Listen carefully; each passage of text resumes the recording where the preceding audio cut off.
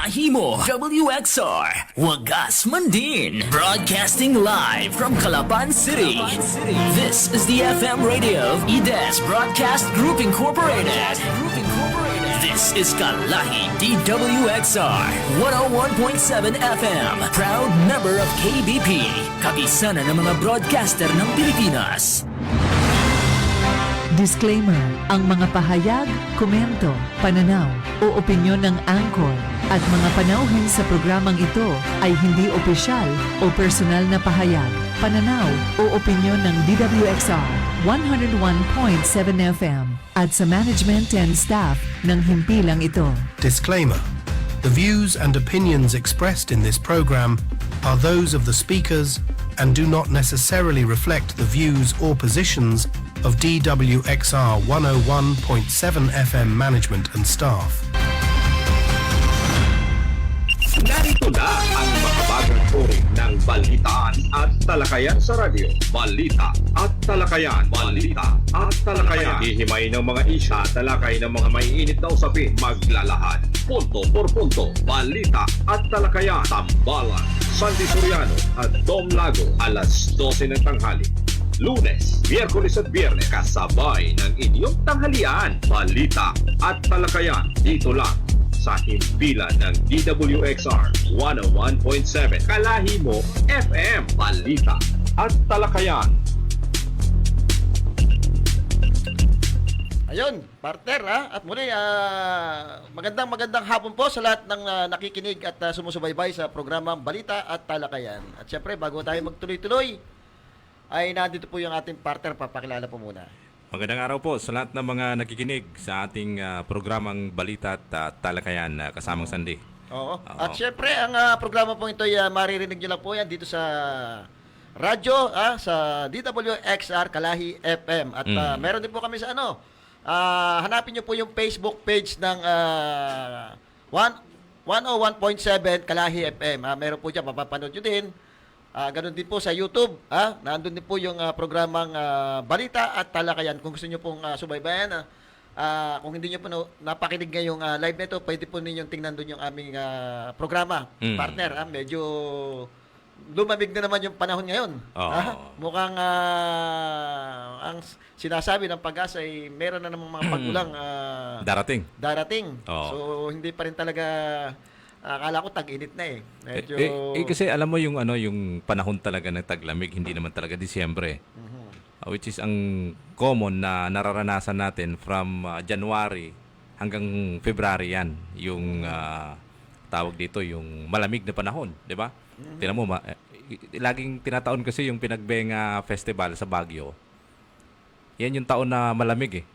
Di ba, by next week yata, parang kung hindi ako nagkakamali, parang 21-22, yun yung celebration ng Pinagbenga Festival dyan sa Baguio. Yung mga bulaklak yan eh, iba't ibang klaseng bulaklak. Kaya sa mga kababayan nating gustong makaranas ng medyo malamig na temperatura, umakit po kayo ng Baguio. Kita-kits ho tayo doon.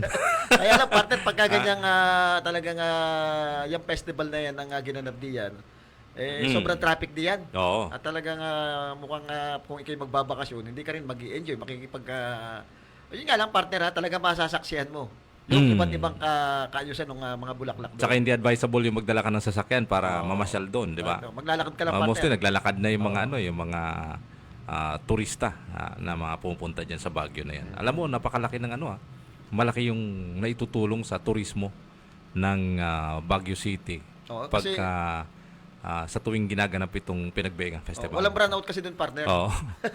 Tsaka bawal yatang korap doon eh. Bawal. Kaya si Magalong, partner, siya yung nagbubulgar ngayon ng mga yung mga percentage yung sa mga kontrata. 45% na kitaan. 45% na dati, 15, naging 20, ngayon 45% na. Kaya pala lugaw na yung saminto eh. Kaya pagka bumili ng isda, tinik na lang. Tinik na lang, Oo. Yun na lang ang naiiwan. Partner, basahin ko lang muna ito. May pa-abiso itong PAA dahil may kumalat na isang fake news. Paalala po doon sa ating mga kababayan. Yung galing po ito sa PIA Oriental Mindoro. The Oriental Mindoro Police Provincial Office, PPO, reminds the public that circulating news about the alleged kidnapping or abduction of children in Calapan City and other towns in the province is not true. After a thorough investigation and verification by the police, it has been proven that these reports are baseless and are merely fake news.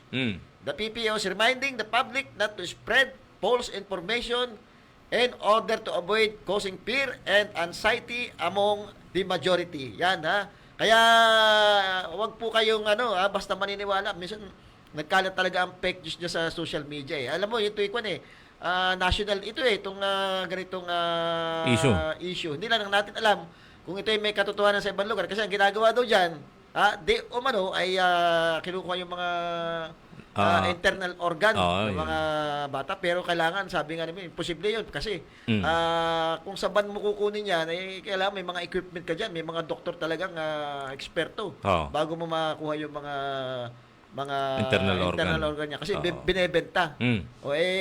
Imposible ka kung sa ban lang ikayan gagawin. Alam mo, nandiyan naman kasi, 'di ba, meron naman tayong security for sa mga social media natin, 'di ba? Bakit hindi nila natitrace kung saan nanggagaling talaga yung tunay na na fake news? Nagsimula ng nagpakalat ng balitang pwedeng makapag-alarma kasi yan sa isang lugar eh. Tsaka partner yun na nga ang alam mo ang social media ngayon, mukhang bukod sa fake news kasi naging hanap buhay ng iba ito eh. Yung pagpapakalat ng mga maling balita, minsan ini-splice pa nga nila, hindi naman yung sinabi. Pero papalabasin nila yung nagsasalita, yun na sinasabi. Siguro dapat magkaroon tayo ng batas dito eh. Dahil alam mo, sa ngayon, hindi mo malaman ang katotohanan, kaya siguro yung bansa natin, pagdating sa mga national issue, sa mga political issue, hindi mo na malaman kung minsan mga bastos kung mag-comment. Andun ako, mga troll yan eh. Lalo na ngayon mag-e-election, ang dami. Partner, ang dami mga kung maglalabas yung isang kandidato, magaganda sinasabi, papasok yung mga troll. Siguro dapat makita yan. Yan dapat siguro maimbestigahan yung mga yan. At dapat meron sigurong penalty o kaukulang parusa doon sa mahuhuli.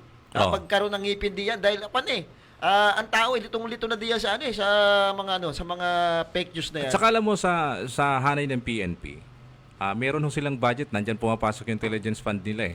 Which is merong mga personality from the PNP na magagaling dyan sa cybercrime di ba?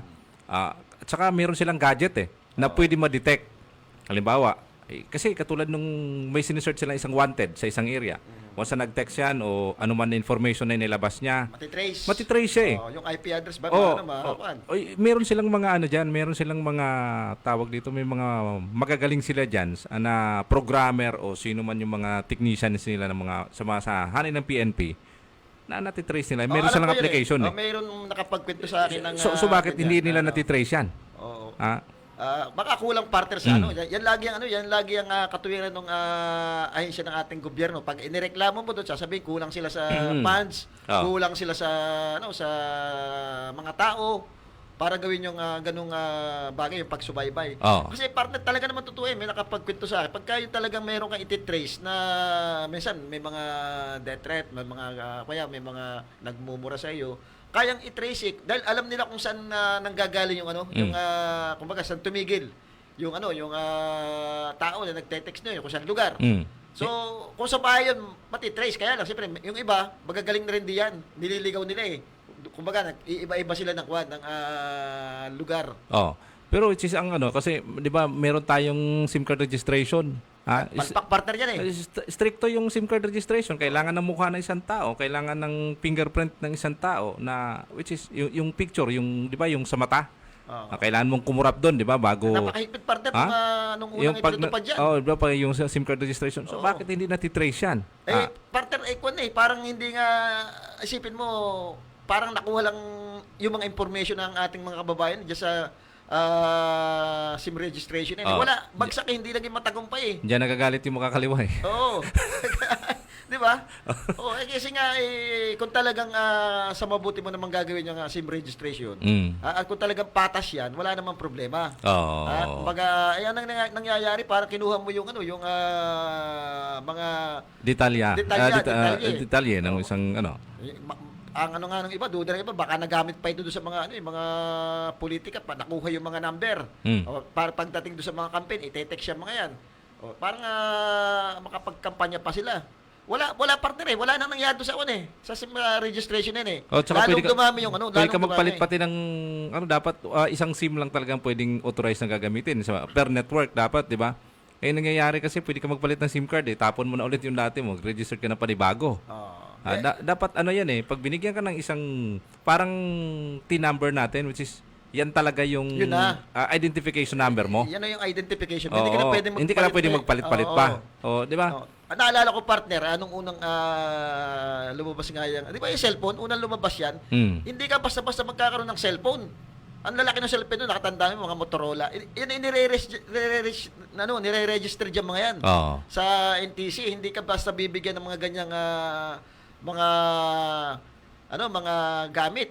Mahal yung pagpaparegister niyan. Alam kung sino may-ari ng mga ganyang mga Motorola na yan. Palibasa, naging commercialization na yan. Lahat na nakakagamit na. Pati yung mga SIM nakakabili na. Wala nang registration nangyari. Kasi gawa nga ginawa ng negosyo. Which is ang Pilipinas kasi isa sa may pinakamaraming population na gumagamit through social media. Yung Pilipinas kasi masyadong demokrasya sa atin, 'di ba? Kahit bata pwedeng gumawa, pero although mayroon namang restriction doon sa Facebook na pag nag-registered ng pangalan, 'di ba? Dapat may age limit. 'Di ba pagka minor, 'di ba, hindi siya ino-honor ng Facebook. Magkakaroon ng isang account, 'di ba? Kaya lang minsan nadadaya din naman. Kaya nga, palpak yung palpak yung siguro dapat dito. Ano ba namamahala diyan? NTC ba o anong di ba ahensya? meron tayong DICT yung DICT. di ba? Di ba yun yung trabaho, yun yung trabaho nila pagka merong mga scam na lumalabas, pag nireklamo sa kanila sasabihin iimbestigahan lang, di ba? Hanggang investigation lang pero wala namang ipo-prove na nahuhuli at nakukulong dahil diyan sa mga scam na yan. Katulad partner nung mga totoo naman yung mga troll farm, para mga sindikato yan eh. Dapat siguro tinetrace yan mga yan eh. Kasi yan yung nagpapasira nung ating mga kaya ang mga kababayan natin hindi na malaman kung totoo ba yung nangyayari sa bansa natin, kung totoo ba yung isang issue do sa isang tao. Gawa ng mga troll eh. Dapat siguro yan yan naman para sindikato na parte kung titingnan mo eh. Sindikato nakakasira talaga do sa kumbaga sa politika. Sabihin, ganito ko na, magbumura pa. Talagang personal lang kung bumanat at kaya dumami rin ang bastos dyan. Gawa ng mga troll farm na yun eh. Hindi naman totoo yan yung mga disyente nagtetext eh. Kundi yan yung mga talagang binabayaran. Kaya ako bully, makapagmura. Ganun na lamang, talaga ipahihiya ka. Which is kahapon, di ba, merong hearing na ginanap sa Kongreso na pinatawag itong mga vlogger, di ba? Na iniimbestigahan kung sino yung mga naglalabas ng mga fake news. Di ba kahapon yun? Kahapon nagkaroon ng investigation dyan sa fake news. Tapos bigla naman may lumabas sa atin sa Kalapan, fake news din. Fake news din. Nakikiuso yata. Alam mo, ang ganda ang ganda na sana nung nung SIM registration Kaya lang ipalpak eh. Ito kabago-bago pa lang, ang dami na agad nakalusot eh. Ultimo nga daw yun, di ba? Nabalita yung unggoy nakapag-register. Di ba? Ibig sabihin talagang hindi seryoso kasi napapakinabangan. Ito napapakinabangan din ng mga tiwaling politiko. Mga tiwaling politiko, napapakinabangan nila dahil kaya nilang linlangin yung mga isyong tunay para do sa mga kababayan natin. Di ba may meron ngayong merong inilabas yata yung COMELEC na dapat yung mga page ng mga politiko ngayon ay nakarehistro. Di ba kasi di ba may monitoring ngayon yata yung Commission on Election tungkol doon sa mga pages ng mga politiko na kasi yan yung way ng propaganda nila para mas mabilis at mas madaling ma-access ng ating mga kababayan itong mga politicians natin na tumatakbong senator, congressman, mayor, gobernador o anuman, dumadaan mismo sa kanilang mga tawag dito, sa kanilang mga screen. Di ba? Binobosting lang naman yan eh. So meron ginawa yata yung COMELEC para ma-monitor itong mga pages ng mga politiko natin. Kasi mamaya, di ba, maaga pa ginagawa ng pangangampanya. Kaya minsan partner, pagka yung may mga issue, may mga nagko-comment, yung mga bastos mag-comment, personal kung umatake, sabi ko, ito yung mga troll ito kasi yung matinong tao, yung tama yung pag-iisip, kumbaga, hindi naman magko-comment ng ganun eh. Oo. Talagang kako ito mga bayaran kako ito mga gumagawa ng ganito. Dahil kung disenteng tao, hindi naman talaga comment, yung pepersonalin mo yung isang comment ng isa, tapos sasagutin mo ng kabastusan, paparahin mo, ibubuli mo. Hindi naman gawain partner ng matinong tao yan. Kundi talagang bayaran niya mga yan. Kaya pag nakakita kayo ng ganun, wag nyo na, i-ignore nyo na lang at naghahanap lang ng ano yan, nung natawag doon yung nung maglalike doon sa kanyang Minsan sila naglalike eh. Oo. At saka alam mo, parang ilang tao lang naman yung gumagalaw dyan eh. Problema parte, isang tao. Hindi lang yata 10 yung yung computer na hawak. Yung computer niya hawak eh. Pag nagganon minsan makikita mo, ito na rin yung nag-comment kanina eh. Isa yung tema ng mga sinasabi. Puro pang pambubuli. Ayan. Ayan, partner, yung nabanggit mo kanina, kanina, nakikinig tayo sa sa balita. Mukhang nakapag-declare na yung sa food security. Kasi ang layon nga may labas yung bigas na naka-imbak dyan sa NFA at para magmura. Mura yata ilalabas nila yan eh. Kung ang tanong baka naman mamaya ay mga makabili niya. Nangyari na parte rin ang nakabili niya yung mga negosyante rin eh. Sana direktang mapapunta sa ating mga kababayan. At saka parang nagsimula na yata yung marami pating mga LGU ngayon yung nag-commit na sila ikukuha ng bigas sa NFA para mai-dispose ngayon sa kanilang mga probinsya. Sapagkat alam mo, mas mura yata, di ba? Ang sabi, ibebenta yung bigas sa halagang 40 pesos. Palagay 38 yata. Oo. Tapos yung ibang mga negosyante naman na merong mga naka-hoard na bigas ay magbebenta din ng mas mura. Isasabay yata itong mga bigas nila na hindi naman ganun kagandahan. Yung mga in-import nila, namura din naman ang bili. Namura din ang bili. Na isasabay yata, ilalabas nila ngayon kasabay doon sa pagdeklara ng NFA at pagbebenta sa labas ng gobyerno ng mas mura. Bakit hindi pa nila inilabas yan noon? Hinintay pang kumilos ang gobyerno para isabay naman nila ngayon para hindi may stock naman yung kanilang mga bigas.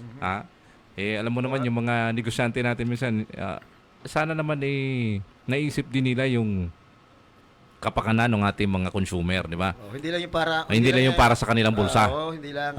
Merong sa katanungan yata si Congressman Arnan Panaligan diyan. Nung napanood ko sa deliberation tungkol nga diya sa sa bigas,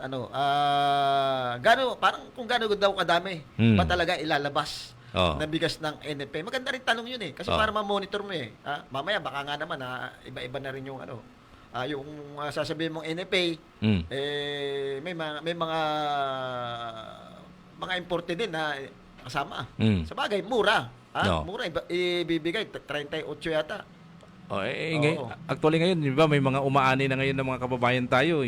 Ang nakausap ko nga kahapon. Parang wrong timing. Ang sabi nga niya sa akin, ang bili sa kanilang palay, 17 pesos lang per kilo. Di ba, kung tutusin, napakamura nun.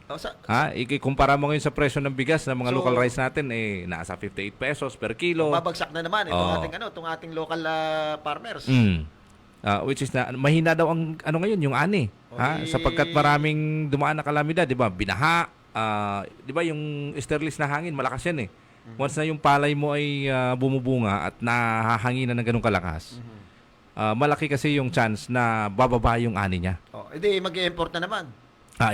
Yun ang solusyon nga. Dahil inuubos ngayon yung inuubos ngayon yung, uubusin ngayon yung stock ng NFA at papalitan ng panibago. Pero partner, sa akin pagtingin, artificial lang yan eh. Yung, kumbaga, yung pagbaba, ginagawan lang ng paraan ng gobyerno yan. Kumbaga, sinusubsidize yung, yung presyo talaga. Hindi naman talaga ganyan kamura yan eh.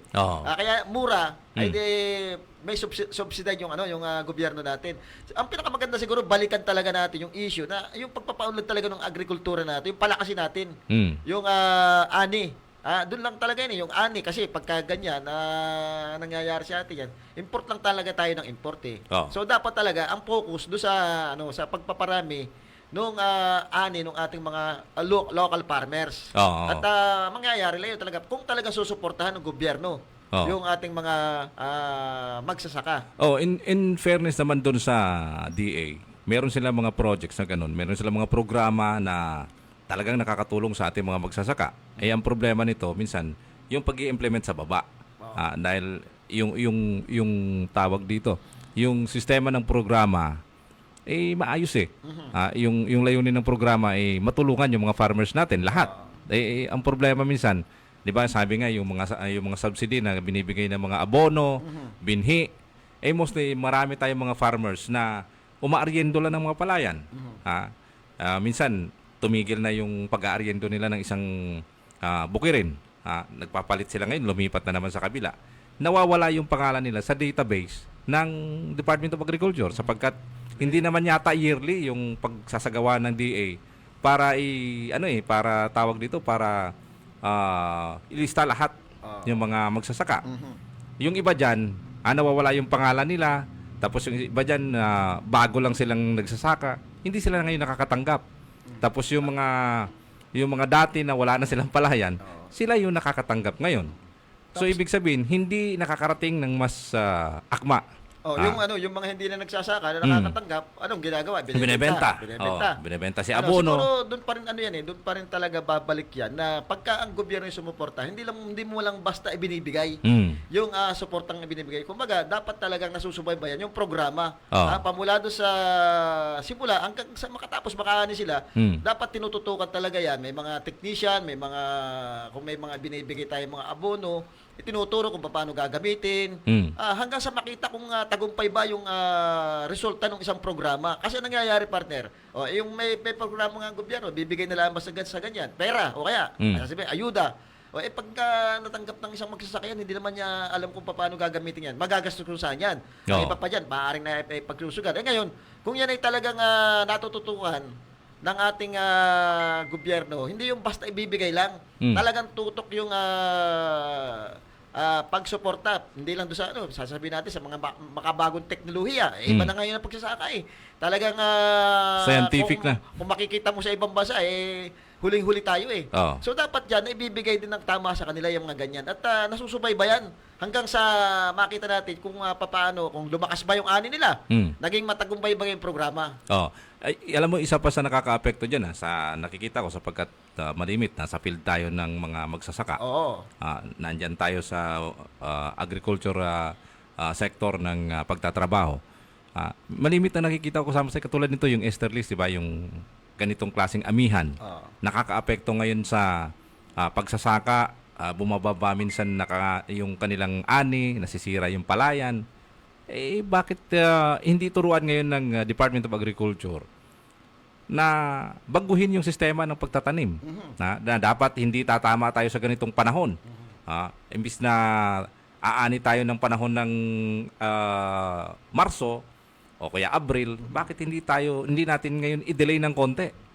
July ang anihan para malampasan na natin itong pagbaha, lahat. Tapos nandyan yung suporta ng gobyerno, lahat ng mga ilatag nila ngayon, yung kanilang mga programa, proyekto laban dito sa pagbaha sa ating lalawigan, sa ating areas ng mga magsasaka natin na ginagawang sakahan which is nakakaapekto yung pagbaha, lahat.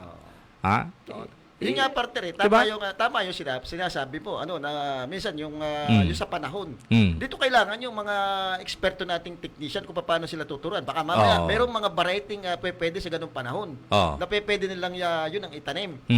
Kaya may mga pag-aaral sila na sa panahon ganito dapat itinatanim yan dahil nga sa ganung problema natin, yung sabi nating medyo malakas, amihan. Medyo natin. Napakahalaga, partner, nung talaga may mga magtuturo ng eksperto doon sa ating mga magsasaka. Nakakalungkot, partner, kasi kung titingnan mo, sa atin lahat, dito yung International Rice Institute. Dito nagtitrain yung mga taga-ibang bansa, ang Thailand, ang Vietnam. Dito nagtraining. So, natuto sila. Kaya lang, siyempre, pagdating nila sa bansa nila, pinapunta sila dito para mag-training. Naroon yung suporta talaga ng gobyerno nila sa mga magsasaka. Talagang tinutukan nila ng gusto. Ang resulta, sila yung nag-i-import ngayon. Sila yung nag-i-export ngayon. Tayo yung nag-i-import sa kanila. Baliktad na nangyari, partner. Dapat dito, sila, kumbaga, dito na ginawa eh. Oo. Dapat dito, yung ating mga magsasaka, ganun din ang ginawa. Tinutukan ang gusto ng gobyerno. Binigay yung pangangailangan nila. Pamula do sa, pamula do sa simula, hanggang do sa matapos. Oo. Diyan tayo itinali sa tingin ko diyan tayo itinali ng ating mga bulok na politiko. Diyan sa sistema ng mga pag-i-import, nakita mo lahat in-import na natin sasakyan. Hindi natin pinaunlad yung mga mga industrialization. Hindi natin napaunlad ng mga panahon na nauna. Kaya nga yun yung sinasabi ni Congressman Arnan Panaligan, napakaganda ng isang bill, yung defense posture, na maging self-reliant tayo. Lahat dito na natin gawin yung paunlarin natin yung industrialization. Para mabawasan na yung pag-importation natin. Hindi naman basta mawawala yun eh. Utay mawawala, partner yan, kung talagang seryoso yung ating gobyerno na baguhin talaga yung sistema ng ekonomiya ng ating bansa. Which is malaki ang magiging impact nyo sa hanap buhay ng ating mga kababayan sapagkat locally made, meron tayong mga kababayan na pwedeng magkaroon ng trabaho sapagkat dito gagawin lahat ng production. Dito sa bansa natin, hindi na kailangan ng mga eksperto nating mga skilled worker natin na pumunta sa ibang bansa para magtrabaho, di ba? Oo. Kung meron tayong sarili na. Kung meron tayong sarili na partner, kung yan ang pinapaunlad natin, sa laki ng ayudang binibigay natin ngayon sa mga ating mga kababayan, nang nakikinabang lang ay ilan. Samantala, kung ibibigay mo ito doon sa mga programang pagpapalago ng ating ekonomiya, pagpapalakas ng ating industrialisasyon, pagpapalakas ng ating agrikultura, lahat makikinabang eh. Hindi lang yung mahirap, kundi yung mga middle class at yung mayaman. Makikinabang lahat, may babagi lahat yung trabaho. At napakalaking trabaho, partner, may bibigay. Kung natuto lang sana tayo, sa ngayon, di ba, yung jeepney modernization program ng ating gobyerno. Napakamahal, partner, nung ini-import nilang sasakyan galing China. Compared do sa ginawa dito, nung Saraw at saka itong ibang manufacturer ng sasakyan dito, mura at adaptable pa do sa dating itsura ng ating mga jeep na traditional. At sa tingin ko, mas matibay pa, partner, itong mga ito dahil may mga piyesa ito dito eh. Ito sana yung magsisimula kung talagang susuporta ng gobyerno. Ito yung magsisimula ng napakaraming trabaho eh. Na may bibigay doon sa ating mga kababayan eh. Isipin mo, magkaroon ka ng mga pabrika ng sasakyan dyan. Di katulad, partner, ang Korea. Korea, binigay natin tulong dyan nung pagkatapos ng gera. Napaka-advance natin sa Korea noon. Ang Korea galing pa sa gera eh. Tinulungan natin, pinadala mga mekaniko, tinuruan silang maggawa ng mga sasakyan. Sinuportahan ng gobyerno yung proyektong yun. Anong nangyari, partner? Sila rin yung nakapag-export ng mga sasakyan, yung nakagawa ng mga Kia, mga Hyundai. Nung una tinatawanan niya, pero ngayon ang gagandang klase ng sasakyan ginagawa nila. Tsaka dito sa atin wala eh, hindi natutukan eh. Tsaka maganda yung yung design. Pati yung tawag dito, yung may mga hybrid na rin, di ba? Kaya sana ho'y mabago na po sapagkat alam mo, yung nangyayari kasi sa bansa natin ngayon puro napapansin ko puro na lang politikahan eh. Yun partner lang, siraan na lang na siraan. Malungkot na minsan nakikita ko, partner, doon sa napapanood ko sa mga interview sa GMA7, yung mga talakayan ng mga politiko. Tingin ko mas magagaling sumagot yung mga pinaparatangan nilang mga makakaliwa, pinaparatangan nilang mga komunista. Mas magaganda yung programa nila eh. At sa tingin ko, partner, kumbaga hindi naman sa inaano natin, pagka talagang ina-analyze mo yung mga sinasabi nila, tama eh. Pagdating doon sa problema natin sa Pilipinas. Kasi ngayon ang nangyayari, kung sino yung sikat, sino yung mga artista, sila yung nananalo. Dahil popularity. Pero pagdating doon sa tamang, kumbaga kung titingnan natin, ano bang trabaho ng mga senador, ano bang trabaho ng mga congressman, di ba? Ano yun sila eh? Sila yung tagapaghabi ng batas. Kung ikaw isang artista naman, hindi ka naman law graduate. Hindi, umarte ka doon. At diba, katulad din, ni Robin Padilla, sa isang talakayan sa TV, talaga, inamin naman niya, yun ang mahirap inamin. Revolutionaryo daw siya. Hindi daw siya eksperto sa mga ganun. May kasama siya magpapaliwanag. Dinabayad ka pa ng tagapagpaliwanag mo. Samantala, kung ikaw, may kaalaman mismo doon sa mga issue, ikaw na mismo magpapaliwanag. Kumbaga merong tagabulong eh. isipin mo, nakakapagtaka bakit yun nga sinasabi ko, pamula nung naging computerized yung ating election, naging computerized yan. Ang dami na puro nakapasok na yung sinasabi nating wala namang kakwenta-kwentang mga politiko diyan na galing pa doon sa, hindi natin minamahina parte ng mga artista, meron namang talagang magagaling. Kaya lang dami parang nagiging takbuhan na naman pag nalalaos na, Pag nalalaos na, sa politika na pupunta na sa politika, di ba? Hindi ko lang alam ba dahil siguro nakikita nila maganda ang kinabukasan sa politika. Oo. Paano kinabukasan? Maganda kita di ba? Kaya siguro ang problema natin parte sa totoo lang, ang Pilipinas, napakayaman ng Pilipinas. Pero ang pinakamalaki natin problema ay ang corruption talaga. Mabawasan lang mga partner yan, pamula doon sa barangay hanggang sa kataas-taasan. Tingin ko partner, hindi tayo ganito kalaki ang utang, nasa 15 trillion yata. Kung di ako nagkakamali, yung utang ng Pilipinas. Na ito time ni Pinoy, napababa na ito pero tumaas ng tumaas. Minsan, yung kalamidad, nagagawa nilang pagkakitaan pa. Yung kalamidad, nagagawa pa nila ng paraan na pagkakitaan. Yung sasabihin natin, yung sa COVID, tumaas, napakalaking tinaas ng utang natin nung nagkaroon ng COVID-19. Pero ang daming korupsyong nangyari. Doon sa COVID-19, parang sinamantala yung pangyayaring yon.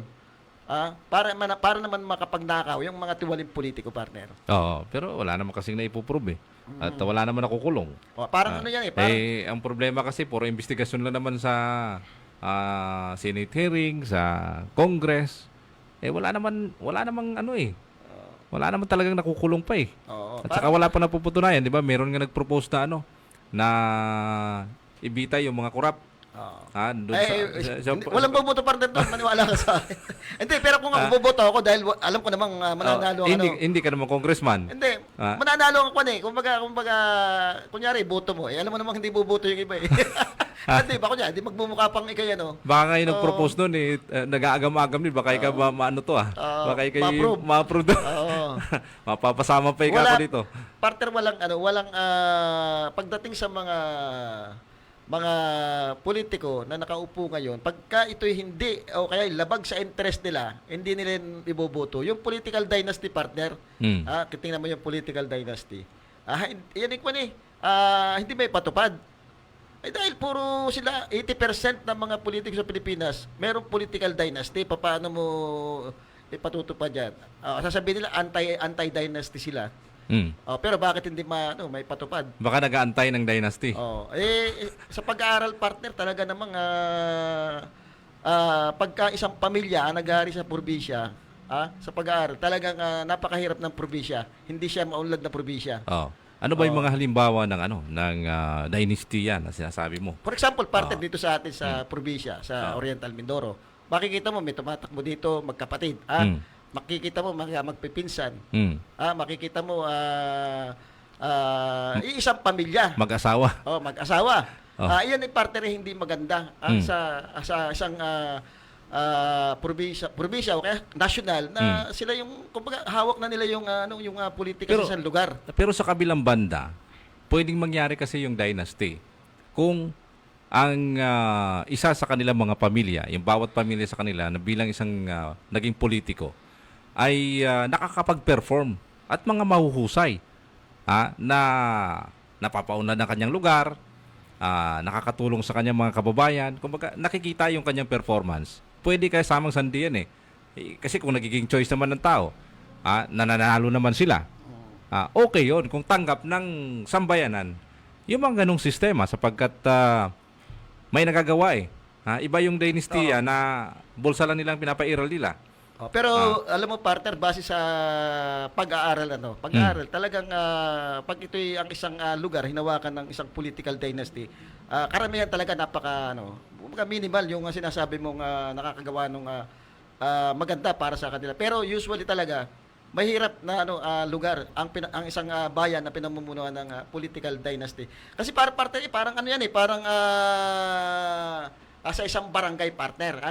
Isipin na isang barangay, isipin mo, merong isang sari-sari store, Ang may-ari, yung tatay. Ang cashier ay yung nanay. Ang taga-deliver ay yung kuya. Taga-deliver ng paninda. At si ate yung bookkeeper. Ngayon, partner, kapag may nawawalang benta o sobra-sobra yung singil sa utang ni Aling Nena, yung kapitbahay, may utang, sino mag-iimbestiga dito? Di ba? Sino mag-iimbestiga? Siyempre, walang iba, kundi yung pamilya rin nila. Kung sila ang may hawak ng lahat, sino ang maglalakas loob?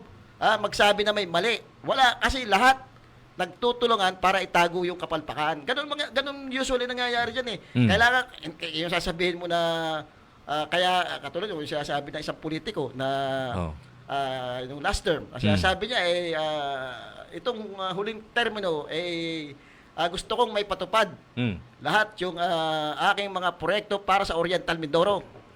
Kaya kapatid ang kinuha. Ibig sabihin, pag kapatid ang kinuha, wala nang kukontra. Kung sakasakaling sila na, wala nang kukontra. Paano kung nagtataki pa na nga? Na kumbaga Walang check and balance. Nawawala yung check and balance, ano? Pero nandyan pa naman yung sanggunian. Oo. Paano kung lahat kalyado? Di ba nangyari na yan? Di ba nangyari na yan? Sasabihin natin na yung problema, sabi nung politiko na yun. Nung second term niya, di ba, kapit niya ang vice governor, pati yung sanggunian, kaalyado nila, nanalo nga yung sinasabi nating ordinansa. Doon sa extraction ng Armorac, nanalo nga eh.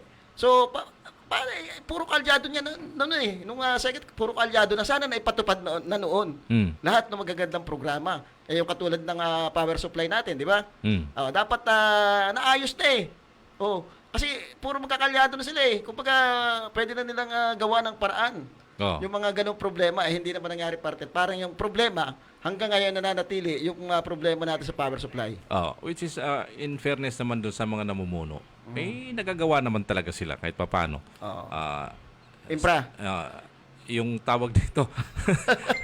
Ang dami totoo naman partner, may nagagawa pagdating sa infrastruktura. Yung pagbabago doon sa tawag dito, yung mga, di ba, maraming mga nagnanakaw ng kuryente. Ngayon, medyo okay na. Bumaba yung niya. Bumaba yung tawag dito. Yung bill nyo sa kuryente, di ba? Mukhang pumatak lang yata ng 13 pesos per kilowatt ngayon. Yun ang sinasabi ng iba. Nagbura. Pero partner, last month, medyo nagbura yung singil. Kaya lang itong month na ito, nagmahal naman yung hindi ko lang alam yung aming taripa.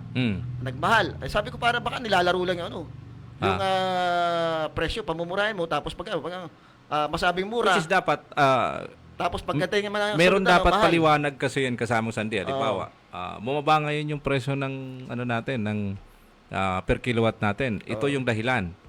Gumana na yung lahat ng mga hydropower plant natin. Sapagkat malimit umuulan, nagkakaroon na ng pagbaha, nagagamit na ng ayos yung mga hydropower plant natin, di ba? Isa sa nakakatulong yan eh. Which is, may narinig ka ba? Wala akong narinig na baka hindi ka nakikinig eh. Ang sinasabi lang ng iba, pero kung baga, isa rin sa pwedeng ipaliwanag, yung mga ninakaw na kuryente, medyo binabawas na rin sa sa inyong taripa. Wala pa rin hanggang ngayon eh. Kung anong nangyari na ba doon sa mga nagdakaw ng kuryente. Pero sabi, parang yata, di ba? Parang, siguro, pagka hindi nagbayad, kakasuhan. Parang gano'n yun lang naman parte na magagawa eh. Pag hindi kayo nagkasundo ng Urmeco, tsaka nung nagdakaw ng kuryente, doon sa bayaran, doon lang magkakaroon ng kasuhan. Kasi mahinang klase yung batas natin pagdating sa sa yung nakawan ng kuryente. Parang pabor pa nga ito sa mga mayayaman na nagdanakaw ng kuryente. Kasi kung i-declare niya lang na within 10 years na nagnanakaw ng kuryente, tapos 3 years lang ang babayaran niya. 3 years lang babayaran niya. At kumbaga, mahina eh. Hindi ka nga, ikaw ba naman pag nahuli ng nagnanakaw ng kuryente, milyon-milyon na nahuhuli mo. Siyempre, ang gagawin mo diyan, makipag-settle ka na lamang. Bayaran mo na lamang yung sinasabi mo pala 3 years pala naman nangyayari yan eh. Kaysa naman makipagtalo ka pa diyan, doon lang ikaw makakasuhan. Doon ka lang makakasuhan. Pero kung babayaran mo, wala. Yun ang usapan eh. So parang protektado pa diyan yung mga mayayaman, tsaka yung mga ma-impluwensyang tao pagdating Kumbaga, sa pagnanakaw ng kuryente. Kumbaga, nagnakaw na sila, hindi pa rin sila talo. Oo, hindi pa rin kahit talo. pa nahuli. Kahit pa nahuli. Kumbaga, ay, ang mga maliliit na kababayan naman natin, wala namang kakayanang magnakaw yan para, kumbaga... Sa takot lang yan, baka makuryente Sa pa. takot na lang, baka makuryente. Nabayad, mga expert ang gumagawa niyan. Pagja-jumper niyan babayad ka talaga dyan, may kontrata. Oo. Ang nakakapagnakaw lang talaga dyan, yung mga malalaking negosyante na may mga... Access sa loob. Access sa loob na contact, may mga katulad, sasabihin natin, may mga lalaking tindahan, may mga lalaking negosyo na gumagamit ng kuryente. Sila lang makakagawa niyan eh. O, pag nahuli naman tayo, wala, hindi naman tayo makukulong. Basta magbayad lang tayo. Oo. Oh. Di ba? Basta nagkakasundo. Mahala na kayo. So yun, wala rin tayong alam, wala tayong update kung ano na nangyari doon sa mga nahuli. Na malalaking tao ito. Although hindi talaga pwede i-release yung mga pangalan niyan dahil bawal, dapat may update naman dun sa mga nangyayari kung paano nagbabayad yung mga yan. At ilan ba yung mga nahuli na yan? Madami pa yung partner eh. Hindi lang yung mga nahuli na yan eh. Nagpapasalamat rin tayo kay Engineer Humphrey Dolor at sa panahon niya, na-expose siyang nakawandiya sa kuryente. Oo. At least na-expose. Kaya lang, siyempre, magandang achievement pagdating naman sana sa investigation, kumawang na siya doon sa negotiation ng bayaran para naman hindi magkaroon ng kulay politika yung mga hulihan diyan. Siguro may mga ginagawa silang diyan. Masusing investigasyon at usapan para magandang usapan.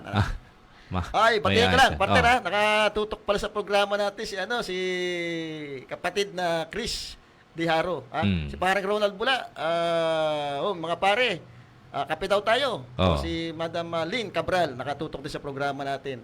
Si DJ Tony, nakikinig din sa programa natin. Magandang araw po sa si inyo lahat. kaibigang Sabas Porto, ito'y busy ngayon.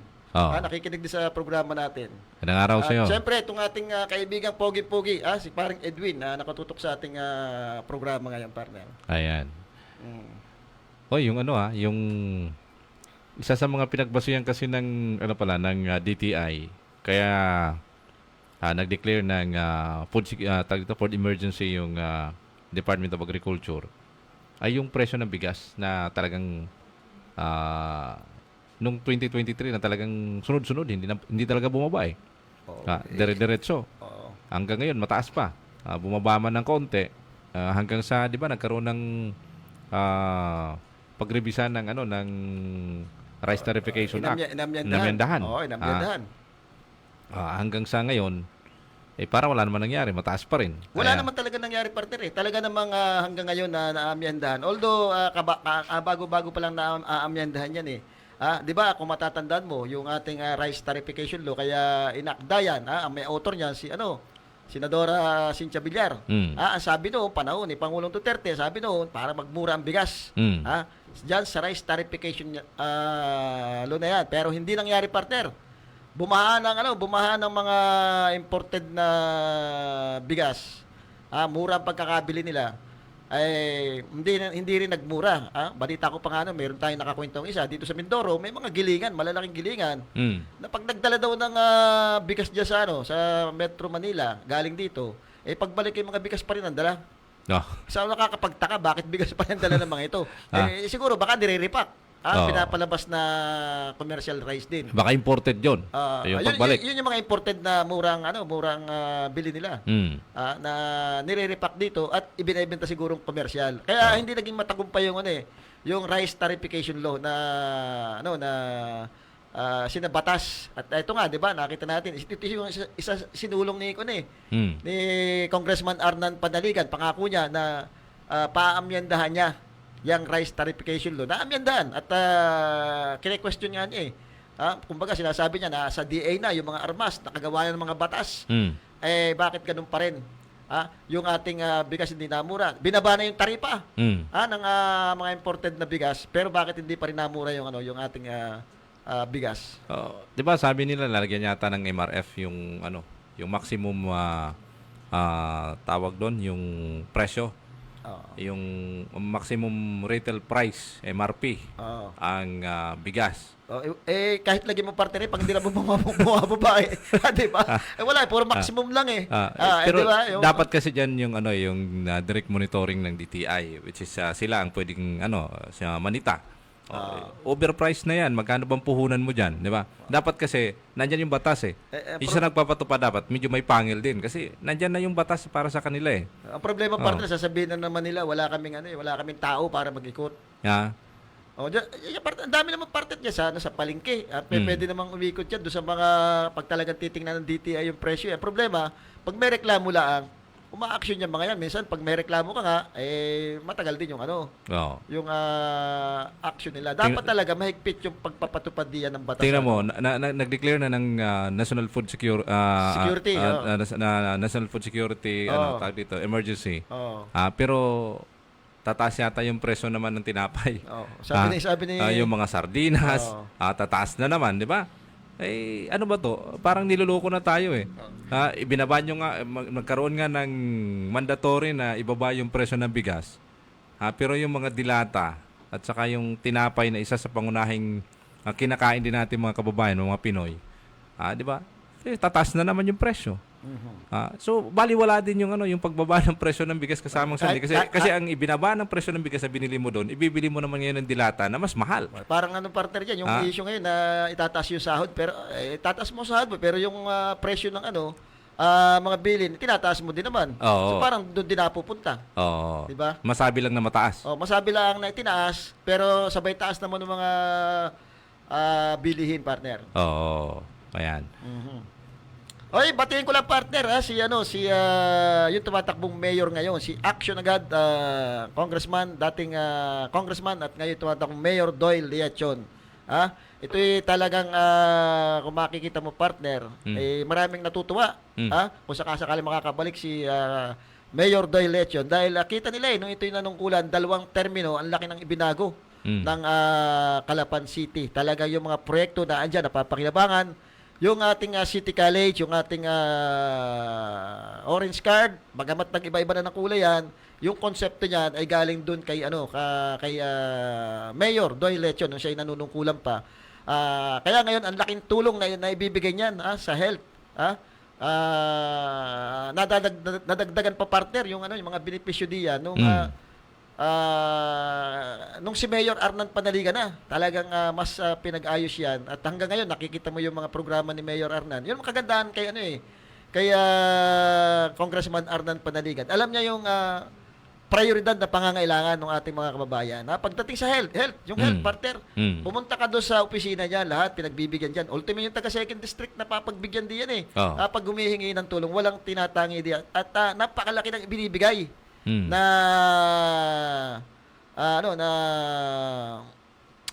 tulong nung mas malaki pa nga yata sa PhilHealth napakadaling lapitan pati ng mga staff diyan sa opisina ni Congressman Doyle Leachon.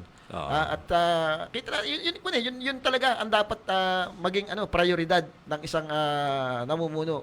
Sa tingin ko isa diyan sa ayusin ni Mayor Doyle Leachon kumbaga alam niya health kailangan. Yung ating katulad ng palengke natin partner sa panahon niya yan na itayo yung palengke natin. Ang problema nga lamang ay mukhang matagal nang sira yung ating escalator diyan, hindi na napakinabangan. Kaya lalagyan natin ng panibagong hagdan. Ito yung naipagawa minsan kaya lang nakadalawang araw lang tumakbo yata ito Hindi ba pwede palitan na lang pulley? Mahal partner nung pagawa diyan. Mahal din yung pinagpagawa diyan yung pinagpa-repair diyan Ang tingin ko dapat may warranty yan may warranty naman sana. Baka lampas na sa warranty kasi medyo matagal na yan Hindi na umandar Siguro almost 9 years na mahigit na 9 years na kasi panahon pa ni Kong Doyan. Sana tsaka naging panahon ni Mayor Arnan 9 years.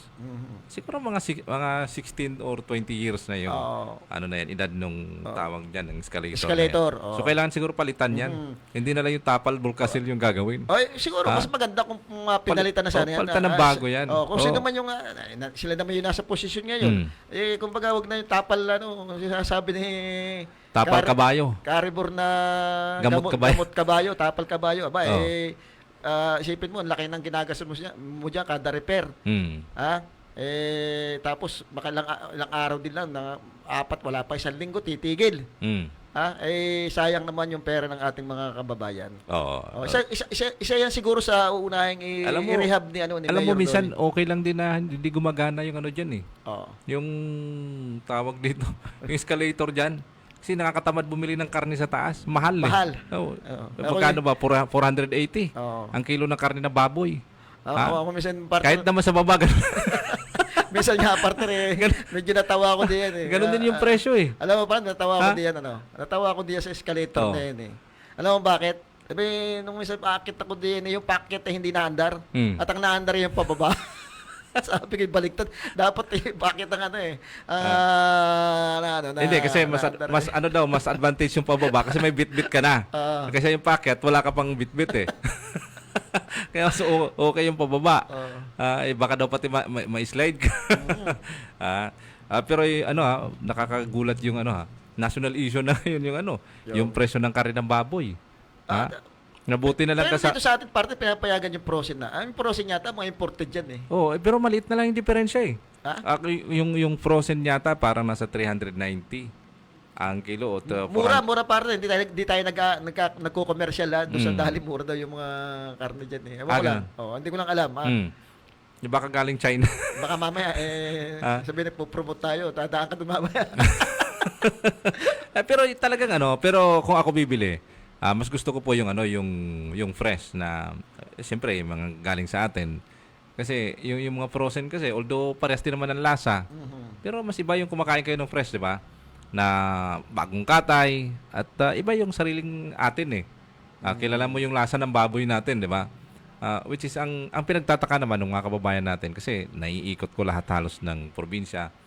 Mimaro, Romblon, Mindoro, Oriental, Occidental, which is ang pinagtataka nila.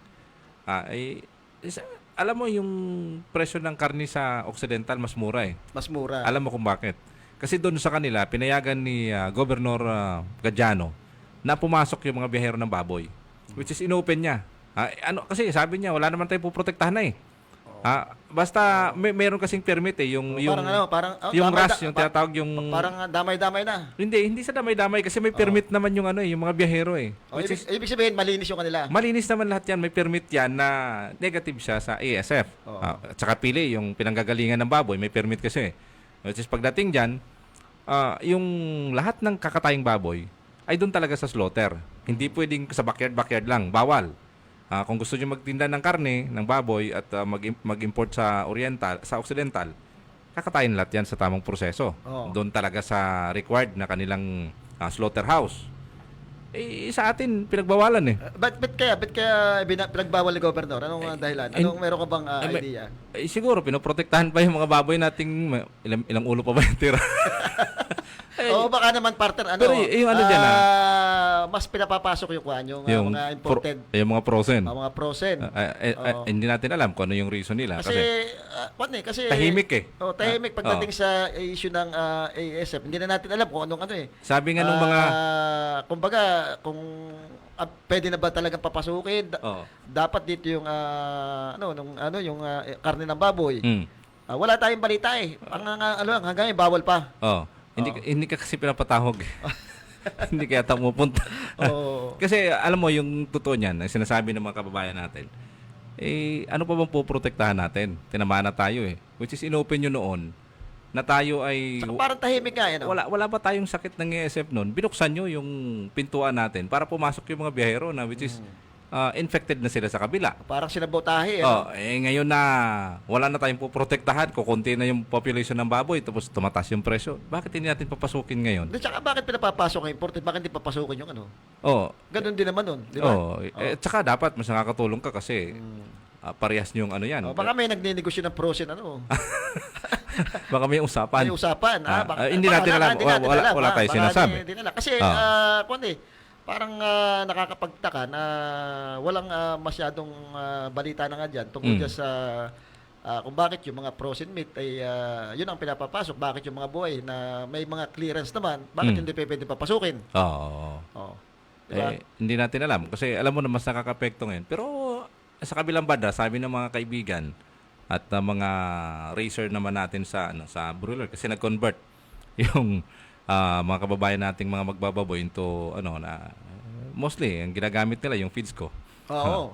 Ano ba yung pitch mo? Anong pangalan? Yung aking Cosmo Feeds ng Cosmo, CLDS Corporation, which is Yun. maganda yung resulta niya. At sabi naman nila, okay naman sir na wag na papasokin yung baboy para tuloy ang negosyo natin sa manok. Oo. Di ba kasi at least hindi nakaka-apekto sa presyo ng manok. Okay naman yung kanilang kitaan. Sabi ko, okay na rin yan. Basta masaya kayo at kumikita kayo. Nasa sa inyo yan. Pero kasi marami pa rin talaga naghahanap kasama sa din ng sabihin nating pag pupunta sa palengke, naghahanap pa rin talaga ng karin ng baboy, which is yung mga restaurant. Nabubuhay pa rin sila sa pagtitinda ng Yung karin mga ng baboy. barbecue. Kahit paano, di ba? Siguro pag-aralan ng ating gobyerno, ng ating provincial government kung sa win-win solution na makakatulong sa ating mga kababayan. Busy yung vice governor natin eh. Ha? Busy yung vice governor natin doon sa Ay busy nga eh. sa South. Mukhang doon na yata nagtitigil sa South, busy ron. Oo. Kahapon partner Kwan, alam mo kahapon may nakikinig tayo tungkol doon sa budget. Yung budget diyan sa city. Budget hearing. Wala nang hearing reenactment yata nangyari na dyan eh. Reenacted budget. Reenacted budget yata nangyari dyan dahil hindi na yata nagkasundo yan. So, pinapaliwanag ng isang abogado, tama yung paliwanag eh. Na hindi kumbaga ang pinapalabas kasi ng iba dito ay hinarang ng SP yung budget. Tingin ko hindi naman partner. Kasi nga ang SP partner, ang vice mayor, ang mga nasa sangguniang panglusod, elected yan eh. Binoto ng mga tao yan. Ganon din ang executive, binoto rin ng tao yan. Ngayon pagdating partner doon sa ganyang deliberation, pagdating sa budget, talagang madugo yan, tsaka talagang mabusisi yan. Hindi yan basta pagka may binigay yung executive na aprobahan nyo ito, aprobahan agad yan. Titingnan mabuti yan. Kung ano ba talaga yung nararapat ba, prioridad ba ito? Ito ba dapat unahin? Alin ba dapat ang paglaanan ng mas magandang pondo, mas malaking pondo? Alin ba yung pa-priority natin? Siyempre pag-aaralan niya. Tsaka kasi minsan pinapalabas nila na parang sunod-sunuran daw yung mga miyembro ng sangguniang panlungsod.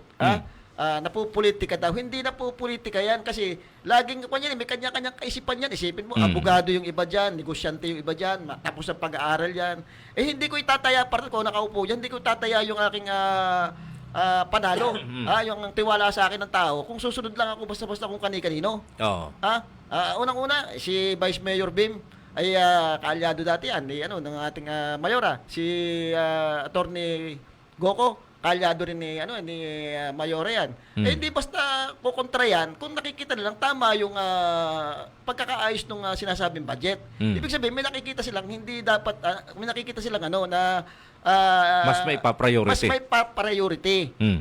Kasi majority lagi ang dapat masusunod yan eh. Kahit naman sa Congress. Kaya nga may botohan eh. Sa Senado, laging Congress, ang laging majority ang nanalo. Siyempre, pag majority ang nanalo dyan, dapat medyo magme-minor-minor ka.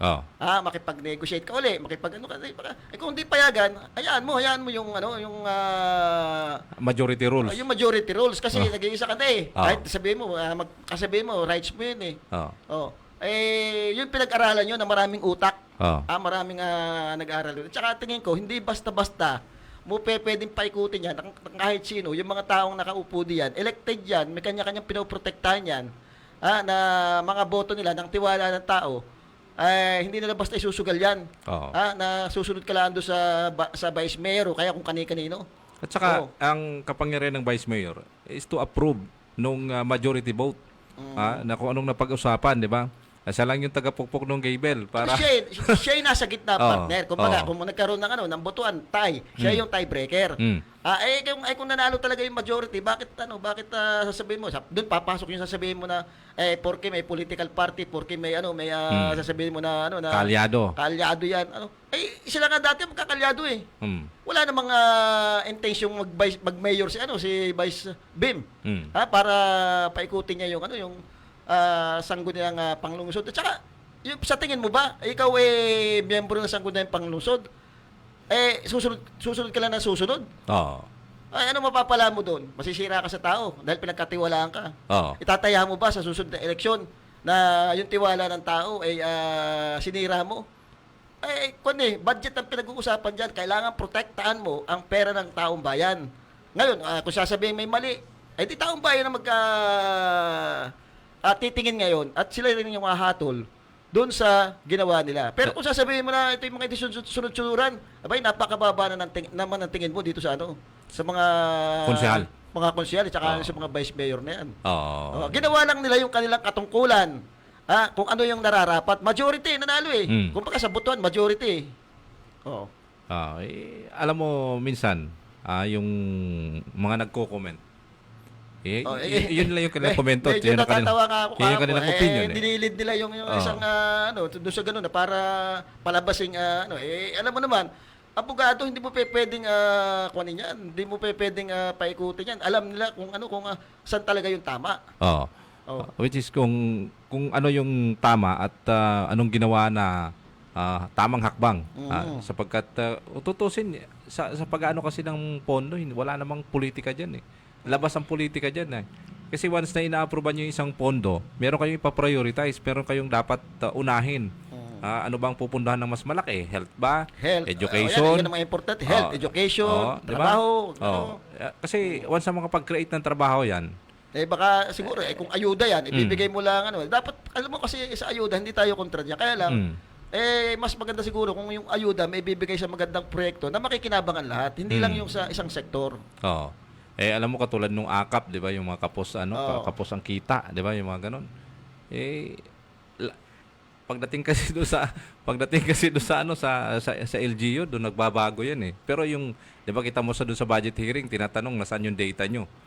'Di ba, sabi ni Amy Marcos, nasaan yung data nyo, basis nyo para kung sino talagang dapat makatanggap niyan. Ang problema nga, wala silang maibigay na data. Kasi yan, ina-identified pa ng LGU kung sino talagang nararapat bigyan doon sa mga barangay. Mahirap diba? pati partner i-audit yan eh. Yan, mga ganyang ayuda. Diyan talagang... Diyan pumapasok yung pamumulitika. Tsaka yung corruption partner. Although may mga politiko talaga na tapat. Pagkatapat ng politiko, may bibigay lahat. Pero pagka corrupt na, talagang gagamitin mo lang yung Uy, nga pala, speak sa ito yung mabanggit ko lang. Kahapon nga pala, may nakarating sa ating balita. Diyan daw sa bayan ng Victoria, mukhang namigay ng ayuda ang Ormeco. Bakit kaya namigay doon? Bakit sa Kalapan hindi namimigay? Baka naman kako, totoo ba? Totoong namigay. Hindi lang natin alam kung ano ang dahilan.